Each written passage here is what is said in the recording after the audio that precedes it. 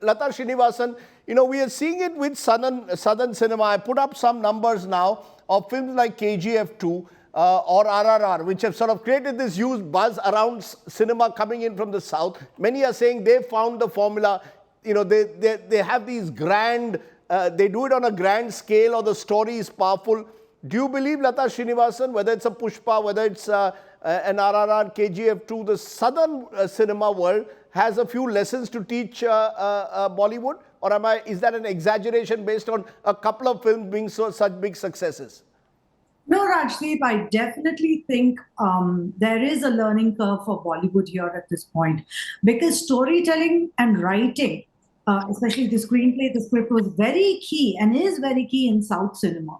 Even if you take a small film, right, whether it's a 5 crore film or it's a 100 crore film like KGF, storytelling is so important. And I think Bollywood is now, catering so much to the multiplex urban young audience that they've forgotten what storytelling is about. If you look at the cinema of the 70s and 80s in Hindi, you had such fantastic films. So I think they really need to go back to the drawing board and look at content and see what is the kind of stories they need to tell on that, and that right. I think they can learn from South cinema. That's interesting. Bharat, Dabholkar, your views? Do you believe that, what makes or breaks a film? Do you believe these loud social media boycott calls are affecting cinema or not?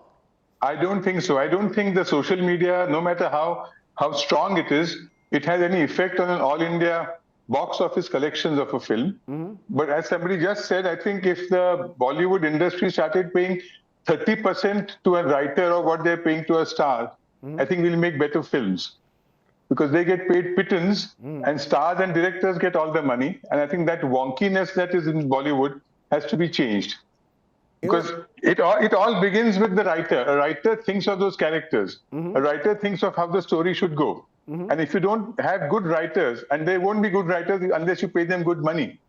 Why should they write a good film for you if they don't get the kind of money that they should be getting? Okay. And unless that changes, and see, as I said, social media, I don't think has a great effect on box office. But as we say in advertising, Bollywood should be sensitive to what they are saying. There are signals that are being thrown at them. And Bollywood should be aware that these signals should be taken seriously. It may not affect a film or two now. No, are you saying, therefore, that a film should not be seen, quote, unquote, as anti-national or anti-Hindu, as some actors are perceived, or some particular scene? Because on the other side, you've got a Kashmir Files that did so successfully because it was seen to be in tune with what the government sort of nationalism narrative was. See, finally, I'll tell you what happens. As we say in advertising, it's your target group. If you are targeting a certain section of society or the entire society, and if they feel like what you are saying, if they feel that the film should be nationalistic, then you better make films that are nationalistic. You can't go against a public opinion, because you are here, it's a commercial, it's a business model. You can't say, I believe that I should not do this. I don't give a damn what my target group feels. Target group is the most important thing in any communication, whether it's a film, advertising campaign, a theater, whatever it is.